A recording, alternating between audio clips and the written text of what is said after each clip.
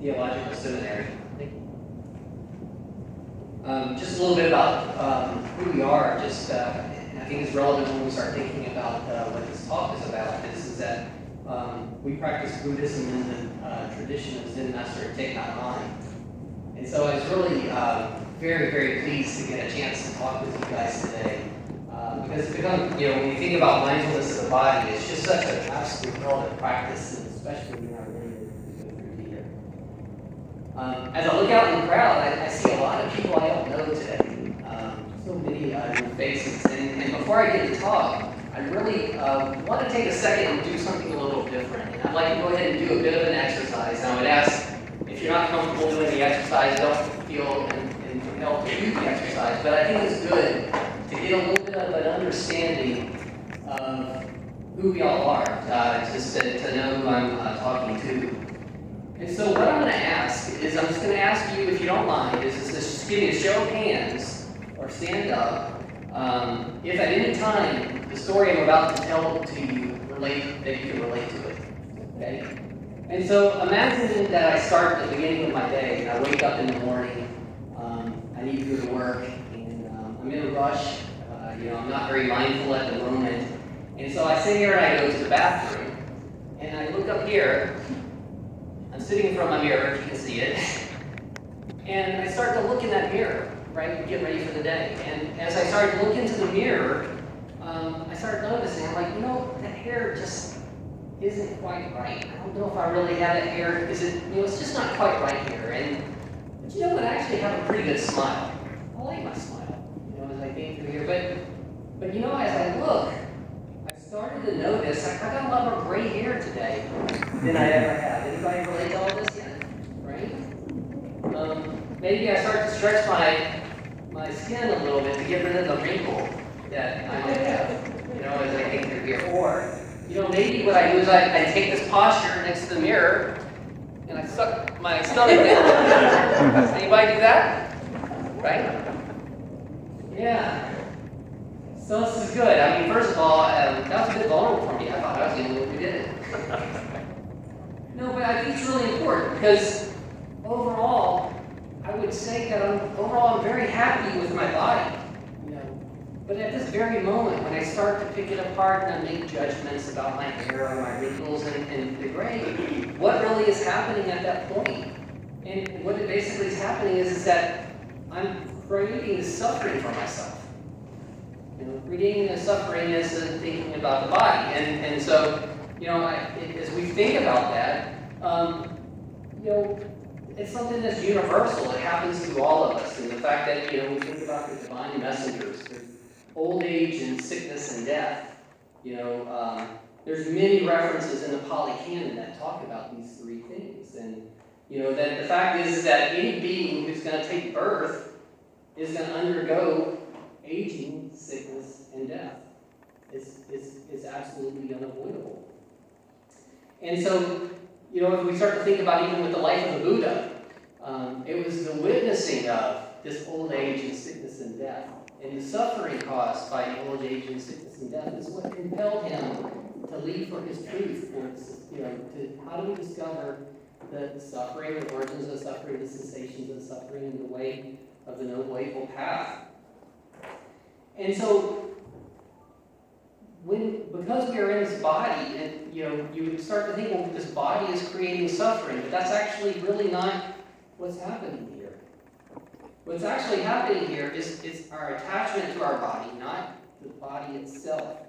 That is the things that lead to these unskillful states of mind. And so, in a lot of the sutras that you hear about, that's the call to action of being aware of, how do we live life knowing that this is unavoidable? How do we live life in a more wholesome way to have good karma? But the reality is that while I talk about all of this under the very beginning, this is really not what my talk is about today. And so what I want to spend a little bit of time on is looking at the body in a little bit of a different way. And so what I'm going to talk about today is the Kayagata Sati Sutta.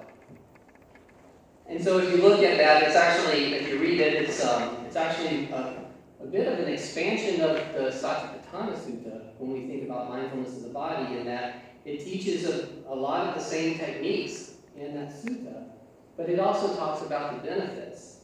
But what I really love about the sutta is it really gives us a much more profound view, a different view of the body than when we think about old age, sickness, and death. Where in that case, we're looking at that as a cause of suffering, a negative view that leads to unskillful states of mind. But in this sutta, what we're actually looking at is actually looking at the body in a very positive view. It's an object of our meditation where great benefits can be cultivated. And I don't know, for me, that blows my mind. So here's this body, that this body is what creates. The way I perceive my body creates suffering, but this is going to be the object of my meditation. And it's what creates that great benefit. And I'll give you an example of why that blows my mind, and for me at least, is that I know a lot of you guys don't know me, but some of the people know me that I have a weakness for Oreo cookies. And if you think about, I don't know if you know what the Oreo cookies are, but when they come into my house, they disappear immediately. And so we don't put them in the house for that reason. I mean, it's really something remarkable. But I don't know if you ever open an Oreo cookie, you see these rows of cookies that are there. You've seen those? I kind of think of those as speed bumps, right? So if you finish one row, you've gone too far. Well, that doesn't work for me. And so I go well beyond the speed bumps of those Oreo cookies. And from a mindful eating and mindfulness, I would tell you that you could actually sit there, and if you were to cook a slab of ribs, and I'm not a meat eater, but you threw it down in front of my dog, I guarantee you the dog's eating more mindfully with those ribs than I am with those Oreo cookies. But I'm exaggerating a little bit, but the point that I'm really making here is that, I think about meditating on an Oreo, and I just think that, for me at least, is that would have led to very disastrous results. But the reality is that because early in my practice, I really tried to avoid objects that arouse those hindrances instead of making them an object of my meditation. But you can't avoid this, right? You can't avoid the body, and that's what's so remarkable about the sutta. And so to go into the sutta, there's really two parts of it. The first part is, it talks about 4 practices cultivate mindfulness in the body, and they start with the breath, and then the 4 postures, and the parts and elements, and death and impermanence. And all of these build upon each other. And so as you go into and think of the breath being the foundation, but then you go in and you build on these practices. And so what that does is what we're going to talk about is it provides these really immense benefits for us as well in working through those. And so for the rest of my talk, I'm going to spend time talking about those 4 practices themselves, and then talk about, after that, what the benefits are. So the first practice that's talked about in the sutta is actually the meditation on the breath. And I think for all of us here who have practiced in mindfulness, this is probably the first practice that we all learn, is the following of the breath. It's a very foundational practice. There's its own sutta that's covered for the mindfulness of the breath. The Anapanasati Sutta is there. It consists of 16 methods of breathing, and they're broken up into really 4 sections. Each of the 4 sections are really cultivating the different parts of the 4 foundations of mindfulness that we'll learn about today and thinking through there. When we practice mindfulness of the breath, we just breathe. It should be a really enjoyable practice, a practice really without effort. And as we continue to breathe, that's what allows us to settle into the present moment. And so if we become distracted, we just gently, with a non-judgmental way, gently return to the breath and do that. It's a truly an amazing practice in that it unifies the body and the mind into the present moment.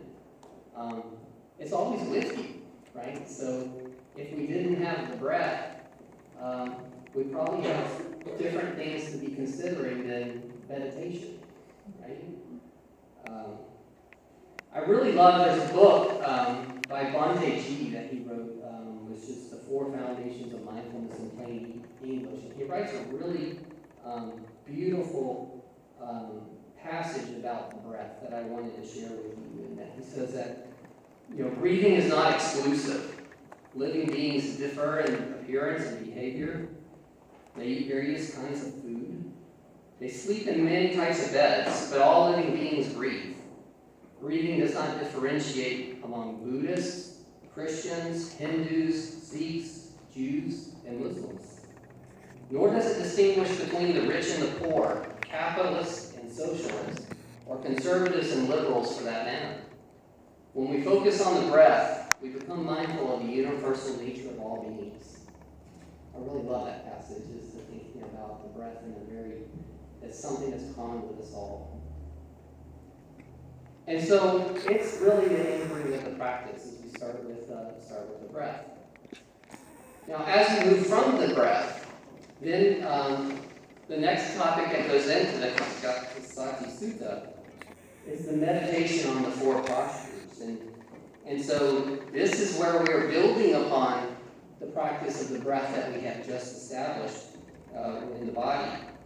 In a way, it's really mindfulness in action. It's now combining the breath with the activities that we do every day. Because we can't sit on the cushion 24 hours a day. We live amongst this world. And so it is a way to connect our practice into our everyday lives as it's there. It could be practiced with any activity: sitting, lying down, walking, laying, or the more traditional ones. But it's really, truly being a part of this world. According to Thich Nhat Hanh, walking is a profound and pleasurable way to deepen our connection with our body and our breath. It's a deep practice, that when we walk with reverence, we connect our steps with our breath and become connected as we do everything that we do. Sometimes in our Sangha we use a gata, or saying, when we think about walking meditation, where while we make our steps, being mindful of our steps, we often say praise and we say, I have arrived, or I am home. And so it's really a beautiful thing. In talking about the Sangha, I also want to comment about when we think about the walking meditation into action and the importance of the Sangha. And Thich Nhat Hanh often says that when we perform walking meditation as a Sangha, we usually use the term go as a river. And go as a river meaning that if we were a drop and we were trying to find our way over to the ocean, we're likely going to evaporate and never make it to the ocean. But when we are a river and we go as a river, we're using our collective energy and our walking in mindfulness as a way to cultivate mindfulness collectively for the entire Sangha.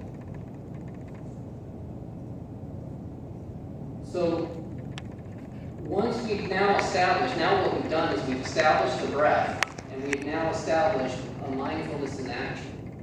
And so the next set of meditations that we use or look at are really about looking inwardly into the body. And so the next one that's there is around the meditation on our parts and elements. Here we're using the body as an object of meditation, and we're trying to gain further insight into ourselves as we go through. And so in these parts, and there's really two different kinds. There's the 32 parts of the body. There's also the 4-element meditation. We start to meditate on the distinct parts of our body rather than the collective whole that you see here today in there. And so the sutta actually makes an analogy of a farmer taking a sack that actually has grains and rice and beans, and they open up the sack, and once that happens, those parts spill out onto the floor, and with a very discerning eye, we look at this is rice, this is grain, this is bean, and really look at it in a very equanimous, neutral way as you think through that.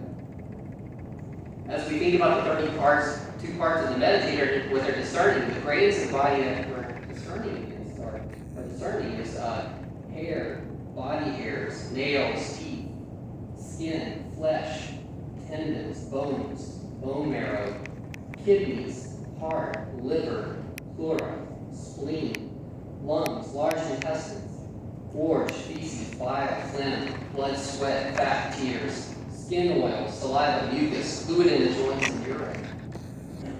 And so, with a very uncultivated mind, I mean, think about the emotions that stir up when we start to think about those different parts of the body. And here I am, it might be, in the body that I see, the one that maybe I was worried about the hair or I was worried about the wrinkles, but I open it up and I'm looking at all these different parts, and I look and I think at first, wow, this is really absolutely grotesque. But it's a way to open our mind to accept that body with equanimity, absence of judgment. And so it's really providing us insight into the selfless nature of our body. And this is where we can really begin to contemplate who we really are as we think through that. So the last meditation that is in the sutta is on the meditation on death and impermanence. Or more specifically, what we would say is the meditation of the corpse. And so, if we think back in terms of the meditation of the corpse, this goes back a long time ago, where practitioners would go to the charnel grounds, where we didn't bury people. They were laid out to allow nature to go through its various states of decay, and they would meditate on that. On the different stages that as the corpse starts to decompose. And so today, we don't really have charnel grounds to witness that ourselves, but you can still have that meditation on the 9 different stages that a body goes through to do that. And if you haven't really done that, at first it doesn't appear, but is that really a pleasant meditation? Think about death in that way, or the states of decay is there. But it bears a tremendous amount of fruit in terms of the insight of the impermanent nature of our life and the inevitability of death. It can also arouse feelings of our spiritual urgency. We start to think about ensuring that we don't waste our life there. I would say that it is also advised that for this particular, as we get into this meditation, that it's a meditation that a practitioner should possess spiritual maturity. So it's important to master to desire and aversion and working through those in a healthy way first, and make sure that you're emotionally and physically stable before practicing a meditation of that sort. But it does bear some really profound fruits. So that was the four different meditations that are described in the sutta.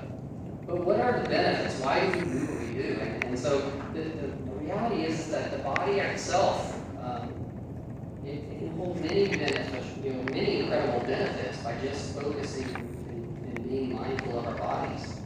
First of all, is that it brings joy and happiness. And so I still remember years ago when I actually was introduced to my first meditation class and had my first chance to follow my breath. And I'm sure all of you had your own personal experiences of that, but why do we keep coming back? It was because it brought this immense relief, an immense amount of joy that comes there. And that can come back to you at any time. And it's always there for you. And I find that extremely comforting, is that I don't have to make an appointment. I don't have to go anywhere to do it. I just have to be. I just have to sit. And it's back. The other thing, though, as we do it, is other than just bringing joy and happiness, is that as we continue our practice and work through there, it really starts to help restrain some of the senses that help prevent the craving and the aversion that we often feel. And so there's a sutta, the Chitana Sutta, known as the six animals. And it really describes mindfulness of the body as a stake in the ground. And on that stake, they have this analogy of 6 different animals being tied to that stake. if you imagine wild animals going in many different directions as we go there, but if you think about animals that are going in that direction in so many places, over time they grow tired. And they eventually start to lay down and they calm down. And so as that stake remains firmly rooted in the earth, it's the same way that mindfulness of the body tethers our senses and prevents Mara from gaining a foothold on us in that way. Lastly, mindfulness, once mindfulness of the body is in concentration and cultivated appropriately, it becomes a window allowing us to look into some really profound and true natures of our reality. If we start to think about that, we talked about the meditation on force and impermanence. We talked about non-self or selflessness. Being of interdependent origination. All these things can be cultivated here, just with the act of mindfulness of the body. And what I really find, I think, out of all of it, I find absolutely remarkable, just incredible, is all those benefits lie in a vessel that we carry around us every single day. We don't have to go to a book to see it. We don't have to go to a teacher to see it. All we have to do is look. And what a truly amazing and accessible Dharma. I mean, it never leaves you. And so with this, I would like to conclude my Dharma talk today. And I really sincerely hope that my words touch your heart. And especially for those that raised their hand in the very beginning, if you remember who all you were. I hope it gives you hope that for each of you, you're truly beautiful, you're loved, and you can truly be free from suffering. And all it takes is looking inwardly to do that. And if only you can see yourself in a very different way. Thank you very much.